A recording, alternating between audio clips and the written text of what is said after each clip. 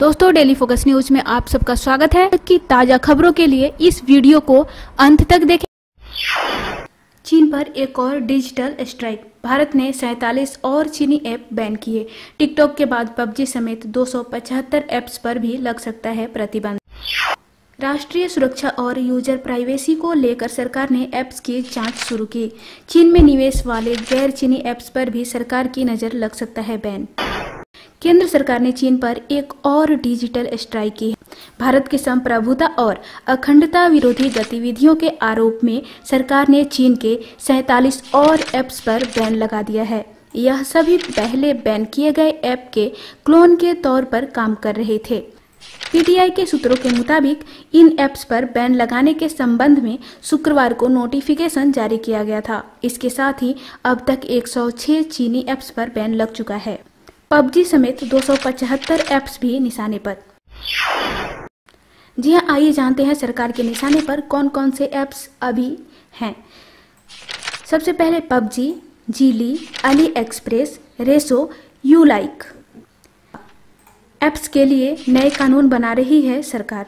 Media reports के मुताबिक केंद्र की मोदी सरकार ऐप्स के लिए नए कानून बना रही है। नए कानूनों का ड्राफ्ट तैयार करने के लिए कई सरकारी एजेंसी काम कर रही है। रिपोर्ट्स के मुताबिक यदि कोई ऐप इन कानूनों का उल्लंघन करेगा तो उसे बैन कर दिया जाएगा। जी हां दोस्तों, आइए अगली खबर है कोरोना को लेकर। कोरोना से पूरे देश में हाहाकार मचा हुआ है। 5 दिन में रोज 45,000 से भी ज्यादा केस आए।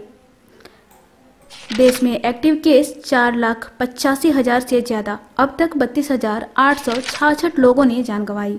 महाराष्ट्र में रविवार को सबसे ज्यादा 9,431 केस सामने आए। रामलला की दर्शन अवधि में बदलाव। भूमि पूजन की तैयारियों के लिए पहुंचे कई अधिकारी। अयोध्या में रामलला की दर्शन अवधि में बदलाव किया गया है। प्रथम पाली में दर्शन के लिए 1 घंटे का समय बढ़ाया गया है, जिसके बाद अब प्रथम पाली में सुबह 7 बजे से लेकर 12 बजे तक रामलला के दर्शन किए जा सकेंगे, जबकि द्वितीय पाली में दोपहर 2 बजे से शाम 6 बजे तक दर्शन कर सकेंगे। पहले प्रथम पाली में 7 बजे से 11 बजे तक ही दर्शन होते थे।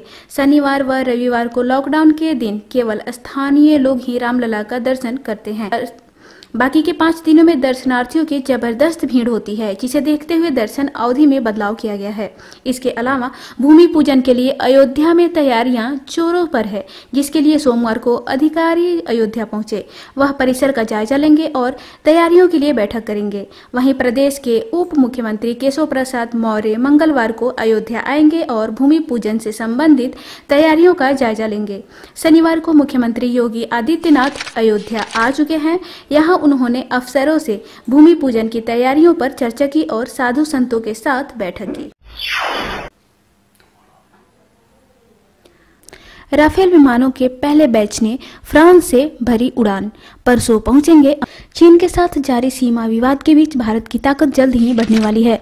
दरअसल आज 5 राफेल विमानों के बैच ने फ्रांस से भारत के लिए उड़ान भर दी है। राफेल विमान बुधवार यानी 29 जुलाई को हरियाणा के अंबाला स्थित एयर फोर्स स्टेशन पर लैंड करेंगे। राफेल को अगले महीने को वायुसेना में शामिल किया जाएगा। राफेल 10 घंटे की दूरी तय करने के बाद संयुक्त अरब अमीरात में फ्रांस के एयरबेस अल धफ्रा एयरबेस पर लैंड करेगा। अगले दिन राफेल विमान अंबाला के लिए उड़ान भरेगा। जरूरत पड़ने पर राफेल विमान को भारत चीन विवाद के बीच लद्दाख में 1 हफ्ते के भीतर तैनात भी किया जा सकता है, जबकि इसमें 6 महीने तक का भी समय लगता था। यूएई के यात्रा के दौरान राफेल विमान के साथ हवा में ईंधन भरने वाले 2 रेफलर भी आएंगे। भारतीय वायुसेना के पायलट जिन्होंने राफेल विमान के उड़ान की ट्रेनिंग ली है, वहीं विमान उड़ाकर भारत आएंगे। 29 जुलाई को राफेल विमान अंबाला पहुंच जाएंगे। राफेल को औपचारिक रूप से भारतीय वायुसेना में अगस्त में शामिल किया जाएगा। राफेल की खूबियां क्या क्या है, आइए जानते हैं। राफेल विमान मीटोर एयर टू एयर मिसाइल से सुसज्जित होगा, जिसकी मार्ग क्षमता 150 किलोमीटर है। यह बिना सीमा पार किए दुश्मन देश के विमान को तबाह कर सकता है।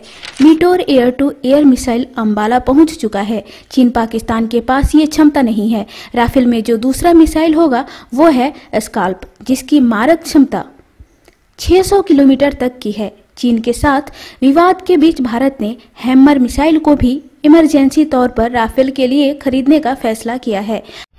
रूस ने चीन को दिया बड़ा झटका, 400 मिसाइलों की डिलीवरी पर लगाई रोक। चीन के उम्मीद के विपरीत रूस ने बीजिंग को दी जाने वाली S-400 में हवा में मार करने वाली मिसाइलों की आपूर्ति पर तत्काल रोक लगा दी है। यह चीन के लिए बड़ा झटका है। खास बात यह है कि इस मिसाइल को रोकने से पहले मॉस्को ने बीजिंग पर जासूसी करने का आरोप लगाया था। रूस के इस कदम से चीन ने दी सफाई।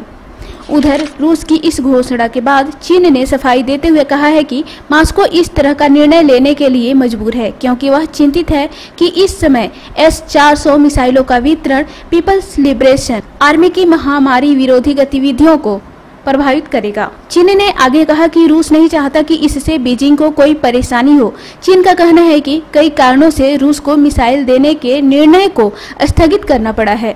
बीजिंग का कहना है कि इस प्रकार के हथियारों की डील एक जटिल प्रक्रिया है। एयरटेल ग्राहकों को मिल रहा है 1 GB फ्री डेटा। एयरटेल अपने चुनिंदा ग्राहकों को 1 GB हाई स्पीड डेटा मुफ्त ऑफर कर रही है। यह मुफ्त डेटा के एक स्पेशल प्लान के रिचार्ज करने पर दिया जा रहा है। इस प्लान में यूजर्स को अतिरिक्त डेटा मिल रहा है। यह एक्स्ट्रा मुफ्त डेटा सभी यूजर्स के लिए नहीं है, बल्कि एयरटेल के चुनिंदा यूजर्स को एक टेक्स्ट मैसेज भेजकर यह डेटा दिया जा रहा है।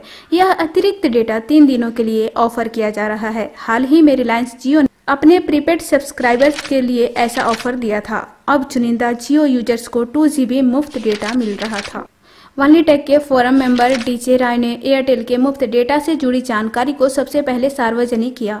एयरटेल सब्सक्राइबर ने अपने प्रीपेड अकाउंट को 48 रुपए वाले डेटा पैक से रिचार्ज किया और कुल 4 GB डेटा मिला। बता दें कि इस डेटा पैक में कंपनी 3 GB डेटा ऑफर करती है और एयरटेल 1 GB डेटा मुफ्त दे रही है। टेलीकॉम कंपनी ने राय को एक मैसेज भेजकर उनके अकाउंट में 1 GB डेटा मुफ्त ऐड किए जाने की जानकारी दी। एयरटेल ने यूजर्स को बताया कि इस 1 GB फ्री डेटा की वैलिडिटी 3 दिन है और इसे ट्रायल बेसिस पर रोल आउट किया जा रहा है।